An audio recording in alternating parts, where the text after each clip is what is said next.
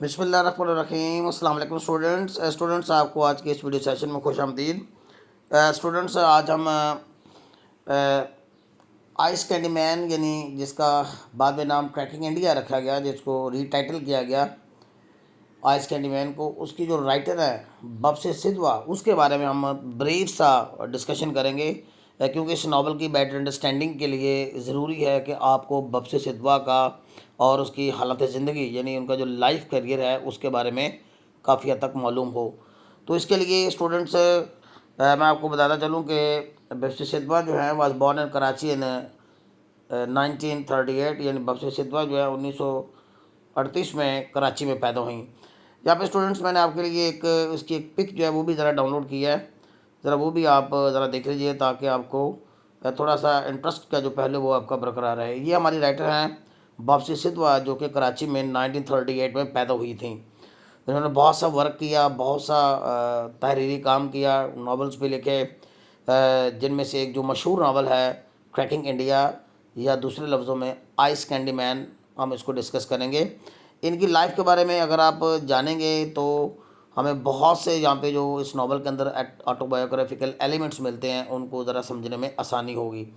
तो ये हमारी राइटर हैं बपसी सिधवा, जिन्होंने बहुत सा तख्लीकी काम किया, और ये पंजाबी भी थी, पाकिस्तानी भी थी, और ज़ाहिर बात है कि एक और मज़हब को फॉलो करते थे, एक मज़हब को फॉलो करते थे जिसका नाम पारसी रिलीजन था। तो यूँ ये 3 P's पे, यानी 3 P's का हवाला अक्सर अपनी आइडेंटिटी के साथ मुंसलिक किया करती थी। तो बपसी सिधवा ने बहुत सा जो काम किया है उसके हवाले से हम डिटेल से बात करते हैं यहाँ पर। तो यहाँ पर देखते हैं कि आफ्टर बर्थ, अपनी पैदाइश के बाद जो है, यानी इसकी पैदाइश के बाद जो है, हम ये देखते हैं कि हर फैमिली मूव टू लाहौर, उनकी फैमिली जो है वो लाहौर शिफ्ट हो गई, मुंतकिल हो गई। दैट्स वाई बपसी सिधवा जो है उन्होंने लाहौर को ही अपने नावल आइस कैंडी मैन के अंदर जो हमारा ज़ेर बहस अंडर डिस्कशन नावल है, उसमें इसकी सेटिंग लाहौर के लिए है। यानी जो वाक़यात इस कहानी के अंदर जो दिखाए गए हैं, उन वाक़यात की जो प्लेस है, उसकी जो जगह है, उसकी जो सेटिंग है वो लाहौर में है। वारस रोड लाहौर है, और लाहौर की हीरा मंडी जो है वो दिखाई गई है।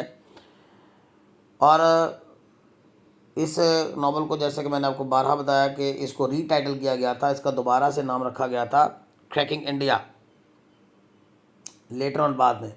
बपसी सिधवा डिस्क्राइब, दरअसल बपसी सिधवा जो है अपने आप को बयान करती हैं by giving reference to 3 P's का हवाला देकर। यानी क्या, एक तो वो पारसी रिलीजन को फॉलो करती थी, मुस्लिम नहीं थी, हिंदू नहीं थी, क्रिश्चियन नहीं थी, सिख नहीं थी, पारसी रिलीजन को फॉलो करती थी, पंजाबी थी ऊपर से, और फिर पाकिस्तानी थी। और she basically belong to a Parsi family. She often calls herself a Pakistani, अक्सर अपने आप को पाकिस्तानी कहती हैं। बपसी सिधवा आल्सो क्लेम्ड, और बपसी सिधवा जो ये भी दावा करती हैं दैट हर 3 P's आइडेंटिटी, कि ये जो 3 P's की उसकी जो आइडेंटिटी थी, उसी ने ही उसकी राइटिंग्स को एनरिच किया। ये हर के स्पेलिंग स्टूडेंट गलत है, हर राइटिंग यानी उसकी तहरीरों को एनरिच किया, मेच्योर किया। किसने? उसकी 3 P's की आइडेंटिटी ने, उसकी 3 P's की जो पहचान थी। अकॉर्डिंग टू उसके मुताबिक there were round about 150 Parsis in Lahore at that time. और जिस ज़माने में बपसी सिधवा पाकिस्तान के अंदर लाहौर के अंदर क़याम पजीर थे, उस ज़माने में कोई 150 के करीब की आबादी यहाँ पे पारसी रिलीजन को फॉलो करने वाली थी। और उसके बाद हम ये देखते हैं कि इंपॉर्टेंट पॉइंट होगा स्टूडेंट्स के, बपसी सिधवा सफ़र फ्रॉम पोलियो। बपसी सिधवा को पोलियो हो गया था एट द एज ऑफ 2, कोई 2 साल की उम्र में। हर डिज़ीज़, और ये जो उनकी पोलियो की बीमारी थी उसने अफेक्टेड हर लाइफ, उसकी ज़िंदगी को मुतासर किए रखा थ्रू आउट, पूरी ज़िंदगी। ये थ्रू आउट के स्पेलिंग ज़रा देख लीजिएगा, THROUGH है। She had to go through many surgical operation, उसे बहुत से सर्जिकल ऑपरेशन में से भी गुजरना पड़ा बिकॉज ऑफ पोलियो, पोलियो की वजह से।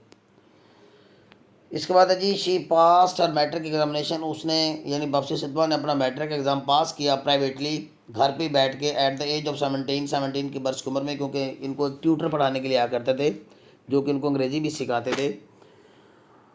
तो बीमारी के बावजूद, despite suffering from polio, polio में मुब्तला होने के बावजूद, she also graduated from crate college, और उन्होंने लाहौर के मशहूर कॉलेज क्रेट कॉलेज से ग्रेजुएट किया, यानी BA भी किया।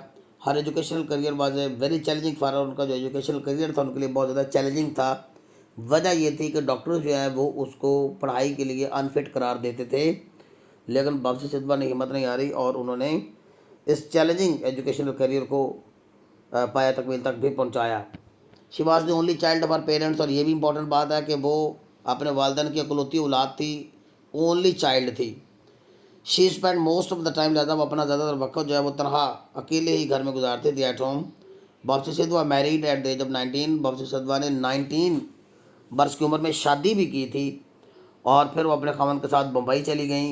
यहाँ पे मैंने लिखा है she along with her husband shifted to Bombay, one of the omega cities in India. There men there, वहाँ पे वो रहे फॉर 5 ईयर्स, 5 साल तक। She had to be divorced, लेकिन वो बड़ा मुश्किल और कड़ा वक्त उन्होंने वहाँ पे गुजारा और उसे डाइवोर्स हो गया, उन्होंने डाइवोर्स ले ली। She had very tough time in Bombay, और बॉम्बे में उनका बड़ा मुश्किल वक्त गुजरा। शी रिटर्न टू पाकिस्तान, और फिर डाइवोर्स के बाद वो पाकिस्तान वापस चली आई। And she married again in Lahore, Lahore में उन्होंने दोबारा शादी कर ली। The name of her husband, और उनके खामन का नाम नशेर है, और इस वक्त वो अमेरिका में शिफ्ट हैं। Both of them got shifted in US in 1983, और 1983 में वो यूएस में शिफ्ट हो गए। और किसकी वजह से? On the choice of her husband. Bapsi Sidhwa बताती हैं कि खामद की ये चॉइस थी, क्योंकि खामद बिजनेस में इंटरेस्टेड थे और वो एडवेंचरस एक तबीयत के मालिक थे। That's why she had to be shifted to USA along with her husband. वहाँ पे उन्हें तख्लीकी काम करने का मौका मिला, उन्होंने वहाँ पे नॉवेल्स लिखे, और शी रोट नॉवेल्स देयर, उन्होंने वहाँ पे नॉवेल्स लिखे including ice candy man in 1988। She von many awards, और हम आगे चल के देखेंगे उन्हें बहुत से अवार्ड्स भी मिले। और she also got American citizenship, और वहाँ पर उन्होंने अमेरिकन सिटीजनशिप यानी अमेरिकन शहरियत भी इख्तियार कर ली, अमेरिकन सिटीज़न बन गई। She adopted teaching profession there, ये देर के स्पेलिंग THER, यहाँ पे आर मिस है, इन अमेरिका। और she taught English and delivered lectures, English पढ़ाती थी और लेक्चर देती थी, और क्रिएटिव राइटिंग्स पर। She was given many awards which include, जिसमें शामिल हैं पत्रस बुखारी अवार्ड और सितारा इम्तियाज़, ये 2 अवार्ड उन्हें पाकिस्तान की तरफ से दिए गए, सितारा इम्तियाज़ का अवार्ड भी। अ मूवी, और फिर एक मूवी भी बनाई गई उनके एक नावल पर, अर्थ 1947। ये जो नावल जो है हमारा ज़ेर बेस्ट नावल है, आइस कैंडी मैन या क्रैकिंग इंडिया, इस पे एक मूवी अर्थ 1947 के नाम से बनाई गई थी। Was also made on a novel ice candy man या क्रैकिंग इंडिया। और उनके जो बुक्स हैं उनका तर्जुमा किया गया, ट्रांसलेट किया गया जर्मन ज़बान में, रशियन ज़बान में, फ्रेंच में, उर्दू में, पंजाबी में, और बहुत सी ज़बानों में उनका तर्जुमा भी किया गया उनकी किताबों का। और उसके जो मोस्ट फेमस वर्क हैं जो उन्होंने लिखे, उनमें ये वाले शामिल हैं। एक तो क्रोइटर्स है, बहुत मशहूर है, द ब्राइड है, वाटर है, एन अमेरिकन बारात है, जंगल वाला साहब है, और देयर लैंग्वेज ऑफ लव है। तो स्टूडेंट्स, आज की वीडियो में आपको ये बप्सी सिद्धवा का तारफ़ ही करवाना था, जिन्होंने बहुत सा तख्लीकी काम किया बप्सी सिद्धवा में। ये आपको एक बार फिर मैं स्क्रीन पे दिखाता हूँ बप्सी सिद्धवा को। तो बहुत ज़्यादा मौसर इफ़ेक्टिव काम किया, और बप्सी सिद्धवा अभी भी हयात है, and she is settled in America. तो अगली वीडियो में स्टूडेंट्स हम इस बप्सी सिद्धवा की ये जो नावल है, इसकी जो इम्पोर्टेंट समरी है, ये आपके साथ मैं डिस्कस करूँगा। ये समरी जो है मैंने आपके लिए तैयार करी है, और इस पर मैंने काफ़ी एफ़र्ट किया है, कोशिश की आपके लिए आपको बेहतरीन इजी बट स्टैंडर्ड मटेरियल फ्राहम करने की। तो यही वीडियो जो है आपके लिए मैं कल अपलोड करूँगा। तो होपफुली स्टूडेंट्स के आप बप्सी सिद्धवा का जो इंट्रो है उसको अच्छे से देखेंगे, ताकि आपको इसके नॉवेल्स की अंडरस्टैंडिंग जो है वो बेहतर तौर पे हो सके। Okay students, till next video, अल्लाह हाफिज़।